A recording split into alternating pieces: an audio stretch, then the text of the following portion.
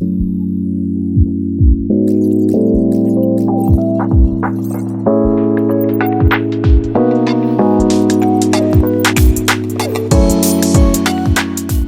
Loree. Hi, John. How are you? I think I'm good. It's my Virgin podcast.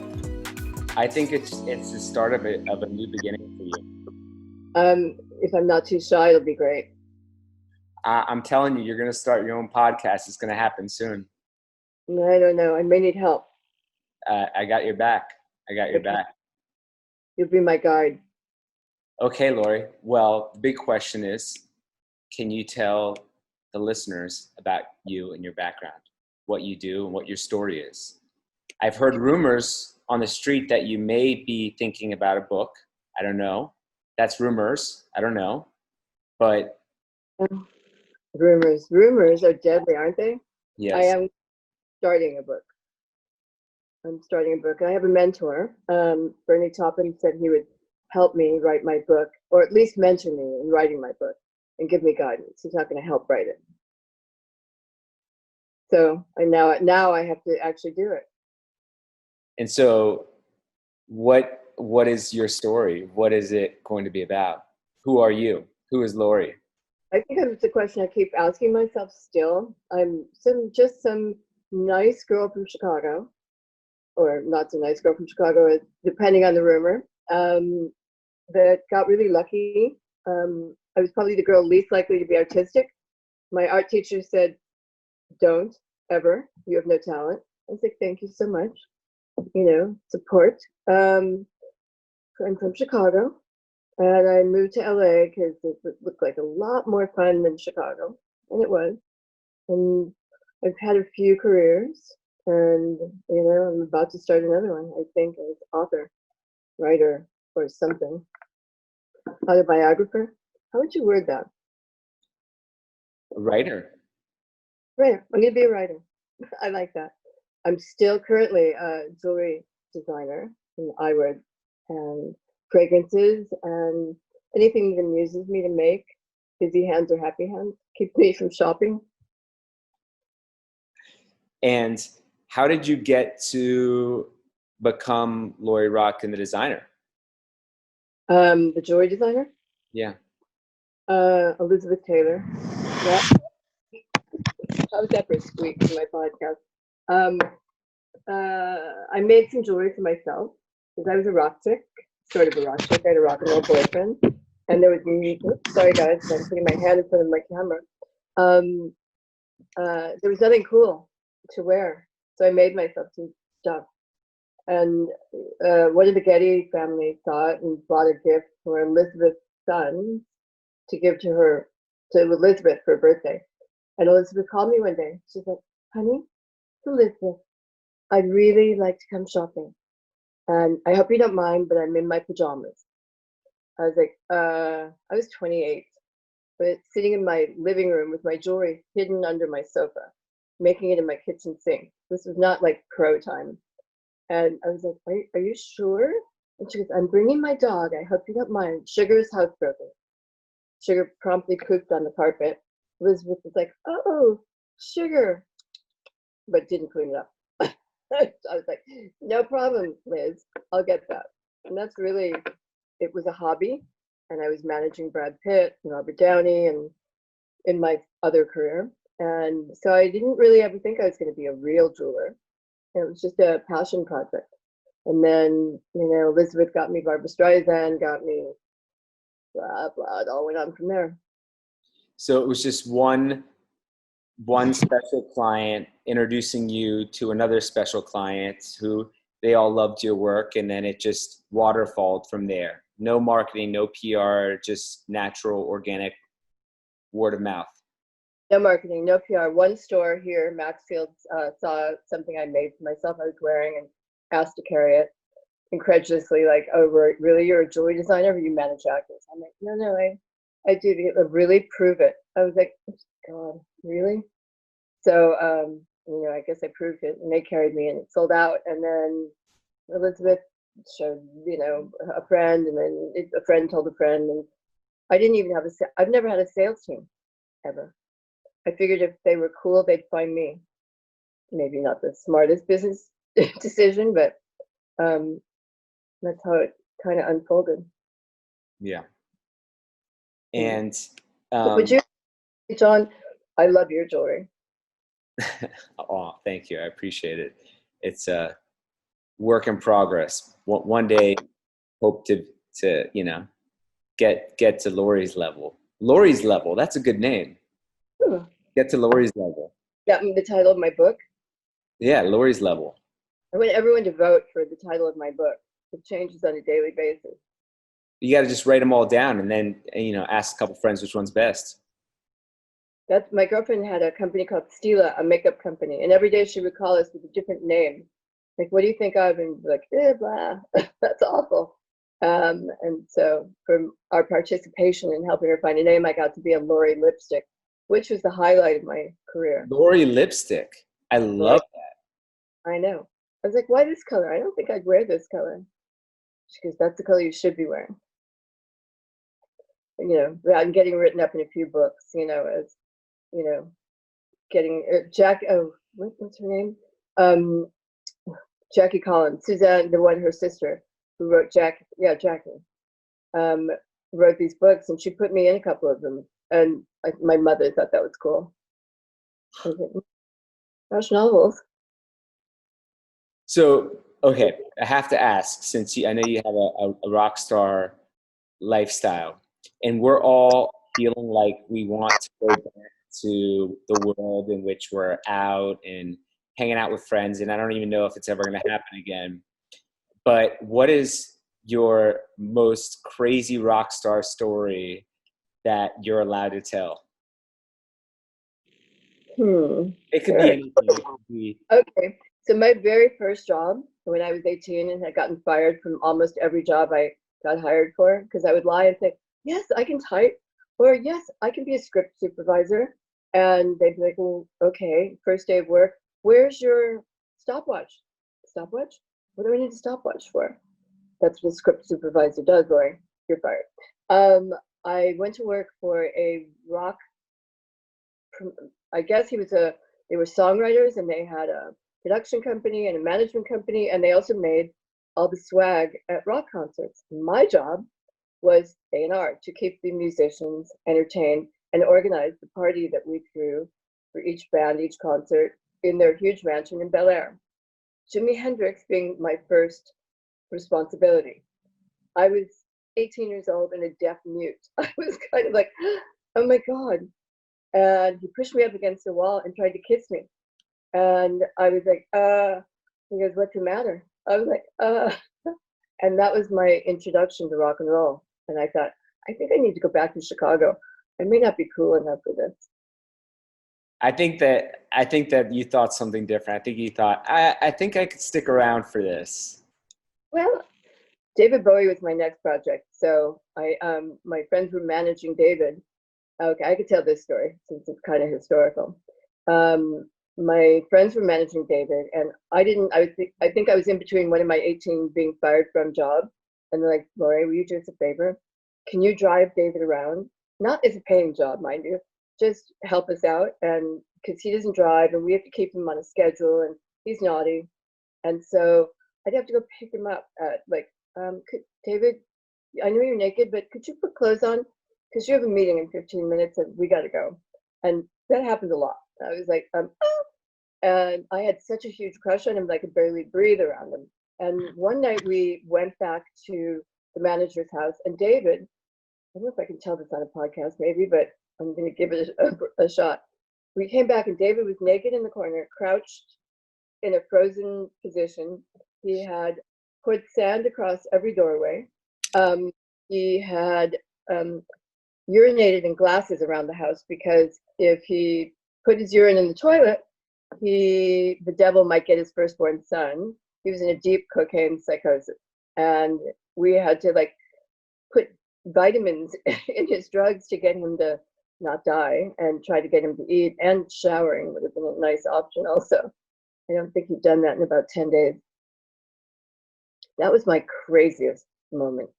And that's pretty hardcore. It was pretty hardcore, and I was so square. I'd never had a cocktail. I didn't do drugs.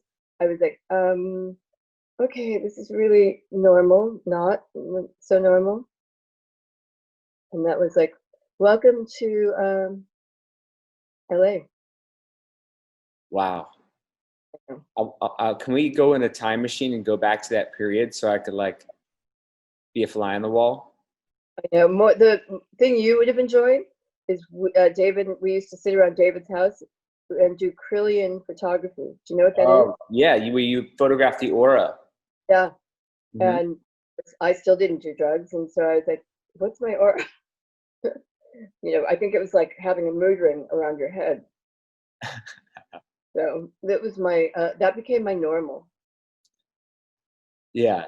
Well, That it's now I think people, if you hear this, they will think like, why can't we just go back to this world? But it doesn't seem like we're going to be able to go back to.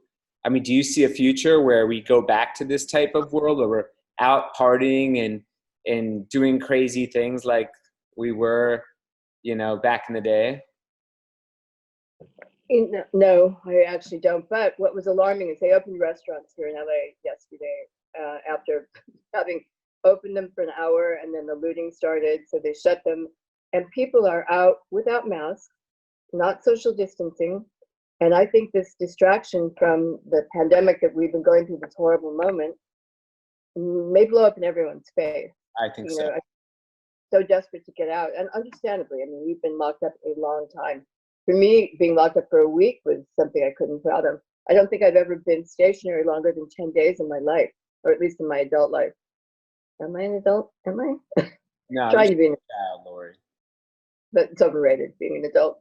But I'm worried. People are rushing to restaurants, and I mean, I'm not dying to go with a plastic enclosure around me and a mannequin at the next table and having to go in a mask. I think flirting may be a thing of the past, except on Zoom. Hi guys. I mean, I can't. Really, you want to come over? And oh yeah, sure. Sit 8 feet away from me if you don't mind, and don't touch me. Yeah, well, one thing I've noticed is that I've been trying to have little dinner parties with friends that I know are have been distant, but some of my friends, they're either the husband, the wife, the girlfriend, or one of their friends, or them themselves is like, no, I'm not doing it, and they but when is that going to stop? It's not really. It shouldn't stop until we have a vaccine. Yeah. Because, or at least a manageable treatment. I get to be on a Zoom call every 10 days with the head of infectious disease at Cedars, our big hospital here, telling us, what's valid, what's not valid, what's myth. And the reality is there is no vaccine until at least November next year. And they're hoping to have something at least to ameliorate or manage the symptoms a little between now and then, but they can't rush it out any more than they can rush it out because they have to test efficacy and toxicity, and that takes a while. So they can't just do a 30-person study and go, yeah, here, oh oops, some of you died, so sorry. So I don't know. I think that but people are gonna forget. People are forgetting now. So I have my quarantine Short-term memory.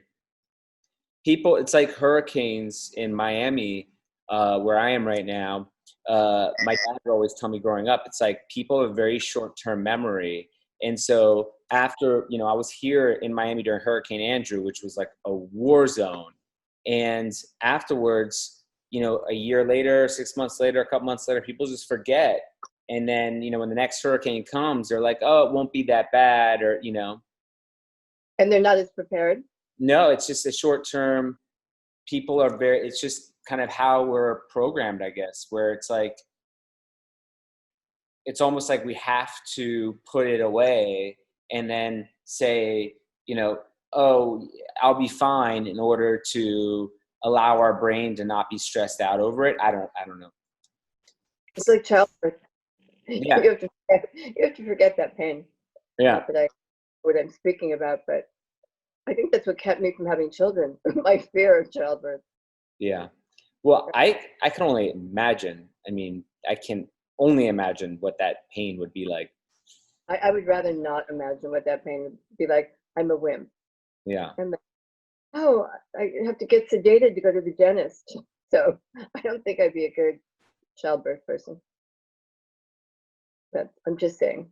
Well, let me ask you, if you, you know, now that we're in this new world, if you could go back in the past and advise that 18-year-old Loree who was at those doing those crazy things with the celebs and just getting into the world and just starting to put, you know, tinker with designing and creating jewelry, what advice would you give yourself that you feel like would most change your direction? I don't know if you'd want to change your direction, but I just have to ask.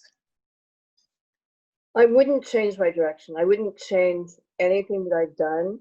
I mean, I might actually take any of my careers a bit more seriously because I've never, you know, everything I followed.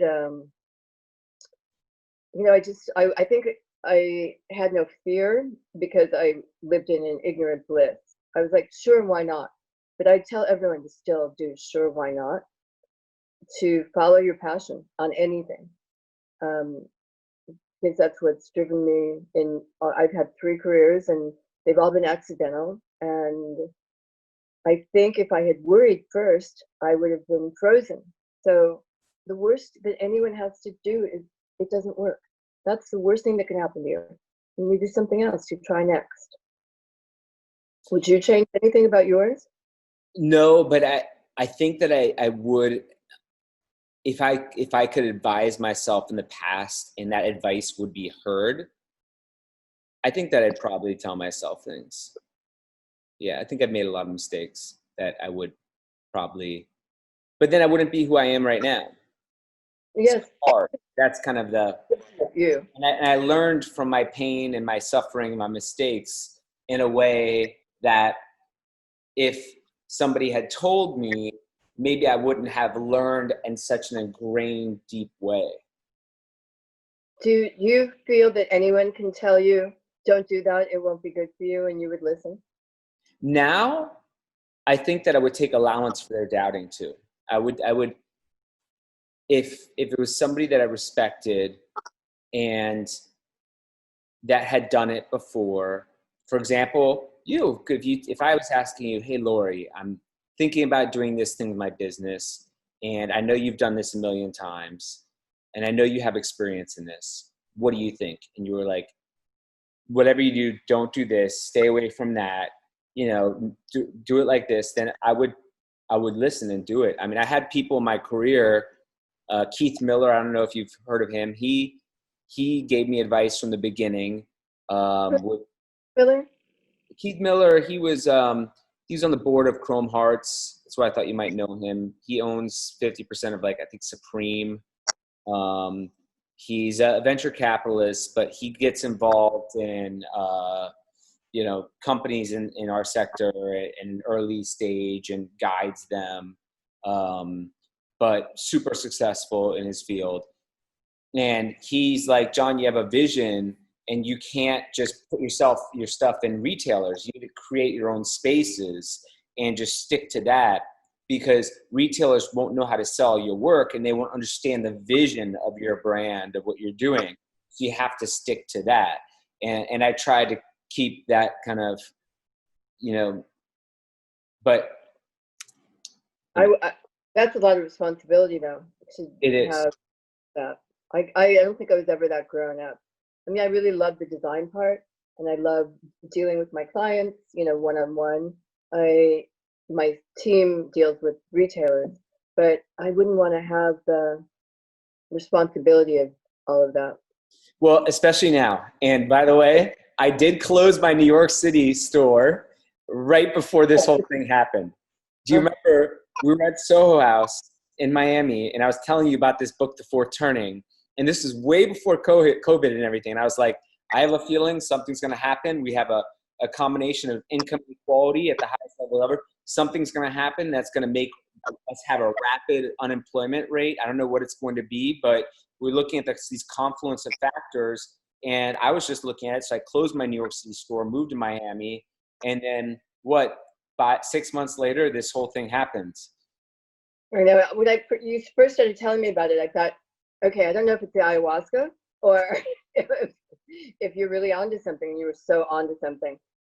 Was I onto something or on something? I'm not really sure about it either. I didn't know you well enough, but I'm pretty sure you were on to something. Were you on something? No. But it's funny to say, though.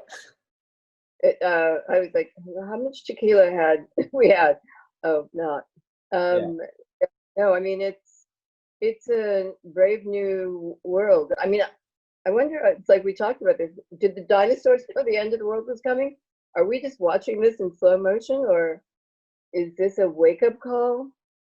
Well, I think I just posted something the other day. It's like, what's next? What's next in store? Because you said to me the other day, you said, what do you, what's next? Locusts? And I'm like, no, Loree, the locusts are already here. And I sent you like 6 articles about how locusts are out of control in Africa. They're out of control on all these different continents. And, it's like, no, we're on aliens next. I think people have been posting that. The other night in LA during the riots, the sky, it was really looked like alien. The whole sky lit up turquoise blue, like a big flash. And I was like, what the was that? And everyone on Twitter was like, did anyone see that? And I was like, oh my God, they're here. There's only a transformer blowing up in Hollywood, but it lit up Los Angeles. And I was like, I wonder how it felt next door to that transformer. Seriously, right? Or do they have a little puncture mark somewhere on their neck? Alien experiment. I mean, look, at this point, I'd be grateful if aliens landed and took us away. Yeah. Well, I think I'm more afraid of our current administration than I am of aliens. I think that aliens, if they came down, they'd be like, as mediators. They'd come down and be like, all right, guys, shit's gotten fucked up down here. We got to come in and help you all out because this is not going anywhere good. Let's realign with natural order here and kind of, Or they're going to come down, look at us and go, you stupid people elected him. Whoops, sorry, if you're a Republican, I don't mean it that way. I love him. Not. But I think the aliens might abandon us. Yeah, well, unless they could use our resources, that is. Or blood. I have to ask you, what would you say to a young, aspiring jewelry designer? We're both members of the CFDA, so we see young people now starting their careers at this time period during COVID and during riots and all this stuff where, I know that I've been having issues with some of my retailers. You've been having issues with some of your retailers not getting paid. Some have gotten broken into.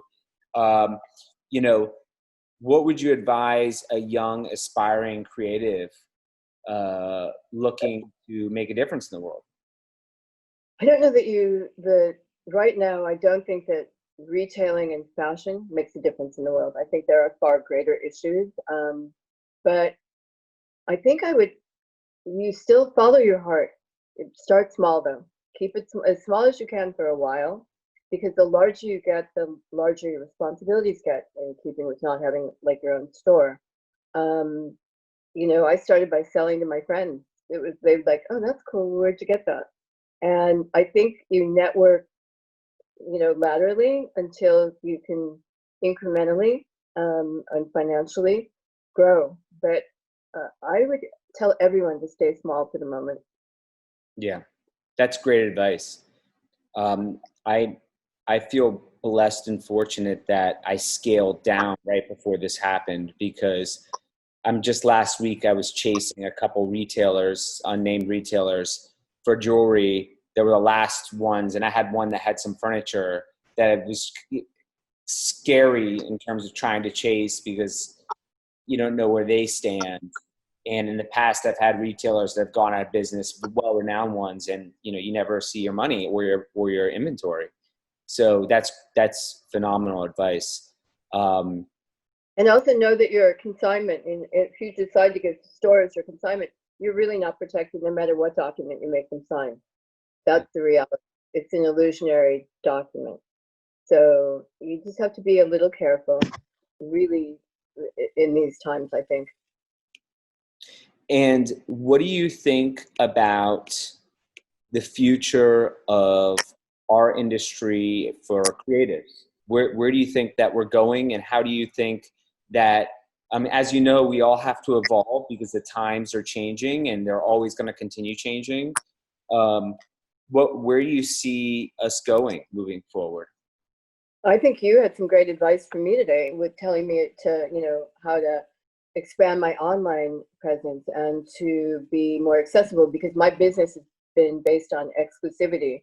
I've never shown, I never wanted to be in a lot of places, but people are also asking where they can buy my jewelry now that, people are afraid to go into stores, it's still, most stores aren't open.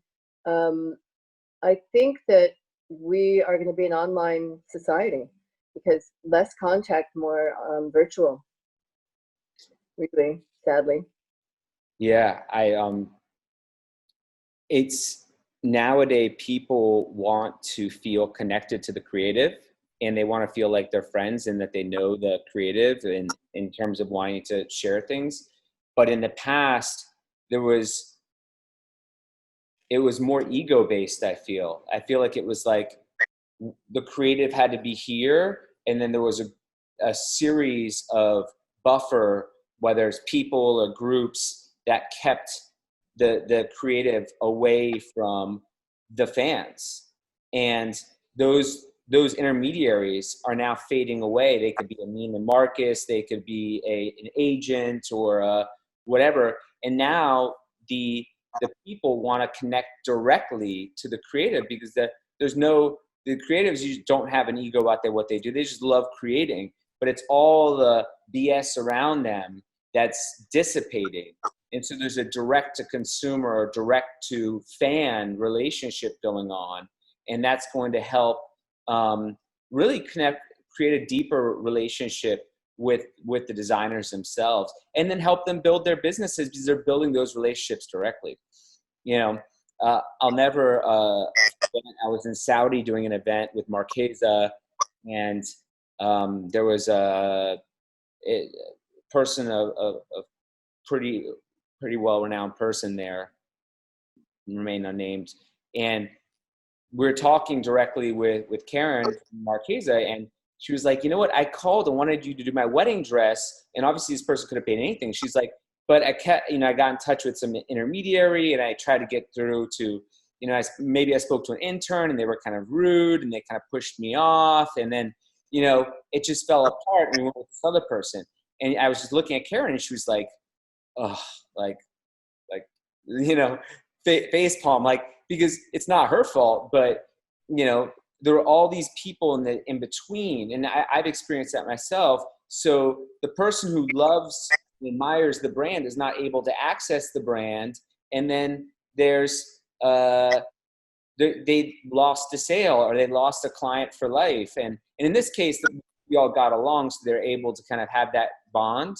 But we have to build the relationships with our customers, or else, when the big retailer, the Neiman Marcus or the Maxfield or whoever may go away, if they do go away, then at least you still have that relationship, and it also maybe a friendship, and it could build into a great business relationship. Yeah, and that's the unfortunate thing. I mean, we all have been a bit Oz behind the curtain, and I've only engaged with certain stores, and my team does the rest. I see my celebrity clients in LA to do custom work, but I would like to be able to work more hands-on with clients, not stores as much, but clients. Yeah. So, I think it'll be a more rewarding creativity for me, because that's my joy, is seeing their joy when they get to have something. And it's more nebulous when you're just providing it to a store. Let's hope there are stores. I don't know if there will be. I think that it's going to be, and if there is, it's going to be different. It's not going to be the same way it was. And we all just need to think about how we adapt to these changes that are coming and support one another in our growth and our understanding of how we could adapt with these times, because they're coming fast. It's not like, you know, where you see, oh, well, in the next 5 years, this is, no, it's like Zoom went from 0 to 100 in a very short period of time. It's like that exponential growth it's coming upon us quickly. So being adaptive is critical.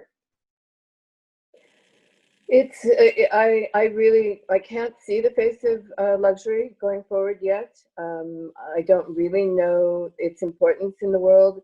I mean, I know that the fashion shows and fashion businesses are really going to have a hard time recovering. But no one's going to want to warehouse or own merchandise as a retailer, because I think they're in such precarious situation. It's certainly this last 3 or 4 months is, you know, certainly taken a huge hit for luxury retailing. Even the only people who are really surviving right now, God bless Jeff Bezos and Amazon, for providing us with things. But small stores are going to have a rough time. Yeah, I mean, it's a double-edged sword, because right now we all need things from Amazon and whatnot. And Amazon does provide livelihoods for a lot of people that are out there. But at the same time, these monopolies like Amazon are, you know, Killing. destroying these small mom and pop businesses. And it's really sad to see. And I hope that we all can find ways to adapt, to adjust to this new world that we're living in, because it's certainly, the changes are coming very quickly. I wished in a childlike way that when Jeff Bezos was creating this monopoly, that he would be buying the mom and pop stores so that they weren't suffering from them, so that they didn't have the economic hardship, which hurts my heart. But I don't really know. I don't know. I mean, when we lose big chains like, you know, Barney's and, you know, Neiman's is on the block right now, and, you know, it's really, wow, where is this all going to land? Retail apocalypse? Yeah, retail apocalypse. I mean, it's, who's going to want to go back to physical stores? I don't know. I don't want to try on clothes right now, but other people have tried on. And I know that right now we're distracted from this virus, from what's going on in the world right now, politically and racially. But we have to remember it's still a virus, and people are out right now pretending like, yay, it's all over, but it's not. And the other virus that's pretty prevalent is disinformation campaigns. And I think that it's also a virus, is that there's, and I actually think that if I were another country looking to harm the US, for example, what I would do is create online groups on both sides and in different politicized areas, and spark divisiveness and conflict, and put out fake news, and, you know, drive narratives, and then put these groups in the same place at the same time, and even pay people to disrupt. Because now we're not going to have a kinetic warfare, boots in the ground. We're already in 3 of the 4 types of warfare with China. And, you know, if you're looking to disrupt the US from outside, what better way to go in and sow misinformation, to create divisiveness? So a society that's heavily armed kind of destroys itself from within. And that's one of my biggest concerns, even to the level, if not greater than the virus itself, because, you know, what happens at that point where we're at each other's throats? And you put on top of that income inequality, and you put on top of that the unemployment rates at higher levels than the Great Depression, and boom, we're back in the 1930s. All we need is to print enough money to bring us into hyperinflation, just like in the late 1930s. And, you know, Smoot-Hawley trade wars, like in the 1930s. We have our trade wars now. 100 years ago, we had our Spanish flu, which was kind of the initiator of, it's the same thing. It's just kind of 1930s all over again. So I think that we need to collectively find ways to unite, and this is why I feel podcasts are important, and because we have to show that we're one human family in this together, supporting each other, helping each other, there for each other, because the divisiveness is not going to help. It's only going to hurt us as a human family. I unfortunately think we're behind the curve on that, because they've already done so much damage, the powers that be in these other countries, with their misinformation and owning parts of Facebook, and and we believe what we read still as a culture. It's hard to disseminate what's true, what's not true, even when you're intelligent. It's really hard, and then the masses are like, but it's sad, and they don't. It's really a difficult situation that we're in. And when I hear from some of my clients in those countries, and they are looking at us in a very superiority-driven mentality, you fools.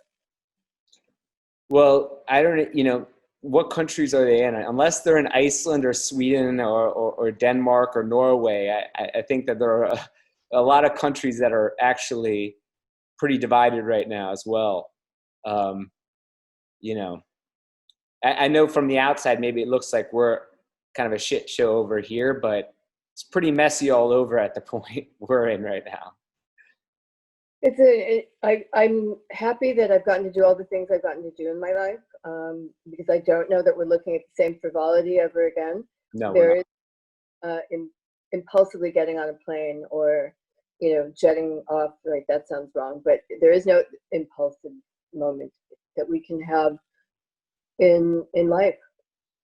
Well, I think that's one reason why a lot of people are going to buy your book when it comes out, because I think that there's going to be a collective nostalgia for the stories that you're going to tell. Because, oh my God, sounds so old. No. What I mean by that is that, like, even I'm thinking about when I moved to New York 10 years ago, going to these underground speakeasy clubs, and I have friends that are musicians riding on their tour bus, and I have friends that play, it just, those stories that we know may never happen again.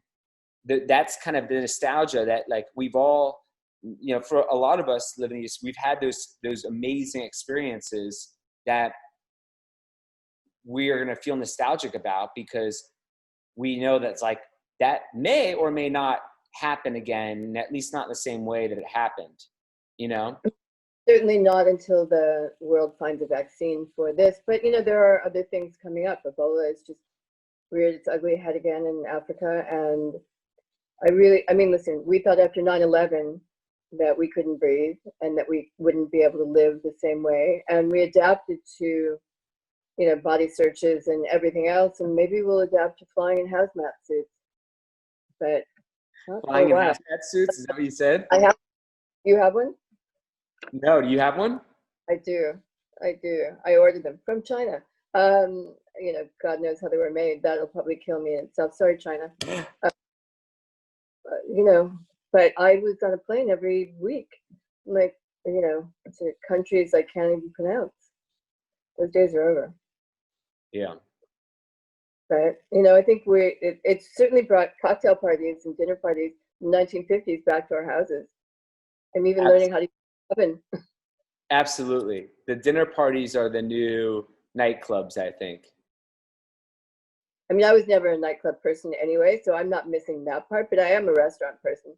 I'm not dying to go to a restaurant in a mask and with a mannequin sitting at the table next to me quite yet. But well, that's a business idea, is the home chef. That's going to be probably something that could probably take off. No one's going to hire me to cook. I only make toast like 100 ways. No, that's what I'm saying. I do think that private chefs will probably do well during this time because they come to your house, they, you know, make prepare the food for the dinner party, and then, you know, They come now and have. you have the restaurant come to your house. That's a good idea. Are you doing that in Miami? That's actually a good business idea, though. It's like have the restaurant come to your house. Well, they've been doing takeout.